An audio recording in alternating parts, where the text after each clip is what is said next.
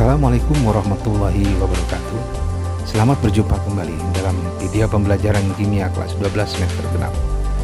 Pada video pembelajaran kali ini kita akan membahas bersama dan mendiskusikan tentang senyawa karbon. Seperti kita ketahui bersama bahwa dalam kehidupan sehari-hari kita tidak terlepas dari adanya penggunaan senyawa karbon. Mulai dari intake nutrisi kita sehari-hari, protein, karbohidrat, lemak, demikian juga berbagai macam kebutuhan hidup kita banyak menggunakan senyawa-senyawa karbon. Baik, bersama dengan saya, Arif Jainal Hikmat, belajar kimia menjadi lebih mudah. Kompetensi dasar pada bab senyawa karbon ini diantaranya adalah menganalisis struktur, tata nama, sifat dan kegunaan senyawa karbon, baik itu haloalkana, alkanol, alkoksi alkana, alkanal, alkanon, asam karboksilat atau asam alkanoat, dan alkil alkanoat. Di kelas 11 semester ganjil kita pernah mempelajari satu bab yang namanya bab senyawa hidrokarbon. Dan sekarang di kelas 12 kita menemukan satu bab lagi yang hampir mirip sama dengan judul senyawa karbon. Sebetulnya apa perbedaan antara senyawa hidrokarbon dan senyawa karbon? Kita akan lihat berikut ini. Senyawa hidrokarbon adalah senyawa yang hanya terdiri dari atom C dan H saja. Jadi rangkaian pada ikatan rantai karbonnya itu hanya mengandung C dan H saja. Selain karbon adalah hidrogen. Kemudian dari rangkaian tadi terlahirlah beberapa deret homolog pada senyawa hidrokarbon yang kita kenal sebagai alkana, alkena, dan alkuna. Masing-masing memiliki perbedaan pada deret homolog alkana, alkena, dan alkuna. Contoh misalnya pada alkana itu rantainya semuanya tunggal, tidak ada yang rangkap. Sedangkan pada alkena ikatannya adalah rangkap 2 dan pada alkuna adalah rangkap 3. Selanjutnya dari rumus umumnya pun berbeda. Pada alkana itu kita temukan CnH2n plus 2, sedangkan pada alkena adalah CnH2n dan pada alkuna adalah CnH2n-2. Selain pada namanya juga tentunya sangat terlihat sekali perbedaan antara akhirat ana, ena, dan una. Itulah deret homolog yang kita kenal pada senyawa hidrokarbon, yaitu senyawa yang hanya mengandung karbon dan hidrogen saja. Selanjutnya senyawa karbon adalah senyawa yang rangkaian pada ikatan rantai karbonnya itu tidak saja mengikat hidrogen, tetapi mengikat unsur lain di luar hidrogen. Misalnya unsur oksigen, sulfur, nitrogen, fluor, klor, brom, dan seterusnya. Sehingga senyawa ini tidak hanya didominasi oleh karbon dan hidrogen, tetapi ada unsur lain yang masuk ke dalamnya. Dari masuknya unsur yang lain selain hidrogen tadi, maka di senyawa karbon kita mengenal beberapa deret yang lain.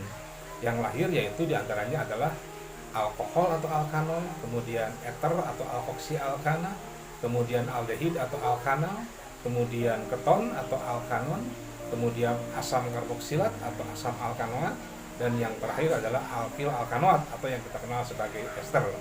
Bahkan dengan halogen juga membentuk sebuah deret lagi yang kita kenal sebagai haloalkana. Kembali ke materi di kelas 11 semester ganjil dulu, kita menemukan ada 3 deret homolog yaitu alkana, alkena, dan alkuna. Kemudian kita juga mengenal ada satu deret cabang yang kita kenal sebagai cabang alkil. Siapakah alkil ini? Alkil sesungguhnya adalah alkana, tetapi yang kehilangan satu atom hidrogen, sehingga dia berubah menjadi alkil. Dia bukan deret homolog, tapi dia adalah sebagai cabang pada sebuah rantai utama alkana, alkena, atau alkuna. Tapi yang harus kita yakinkan bahwa alkil adalah alkana yang kehilangan satu atom hidrogen. Sebagai contoh misalnya, kalau kita punya satu contoh alkana dengan 3 rantai karbon yang kita kenal sebagai propana atau C3H8, maka ketika kehilangan satu atom hidrogen yang asal CH3, CH2, CH3, maka sekarang menjadi CH3, CH2, CH, tetapi satu ikatannya hilang, yaitu ditinggalkan oleh hidrogen. Maka yang asalnya propana, dia sekarang berubah menjadi propil. karena gugusnya atau deretnya berubah dari alkana menjadi alkil. Jika alkana dilambangkan dengan R, maka untuk alkil ini kita lambangkan dengan R, kemudian ada stripnya yang artinya telah kehilangan satu atom hidrogen.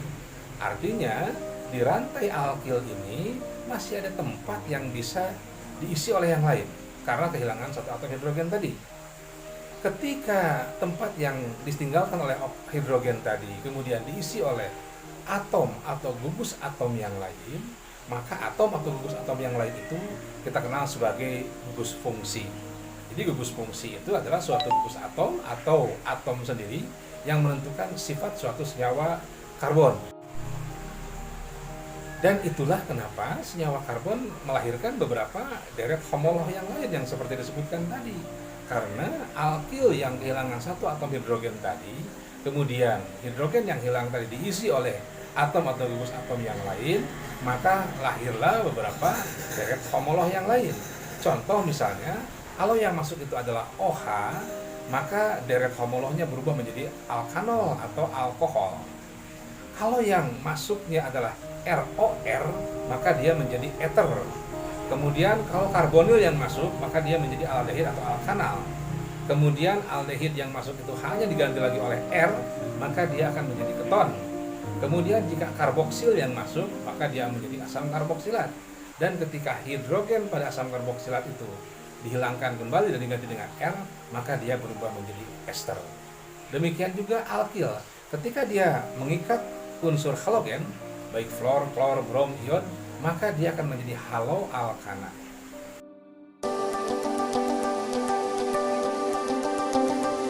Sampai di sini pembahasan kita mengenai senyawa karbon.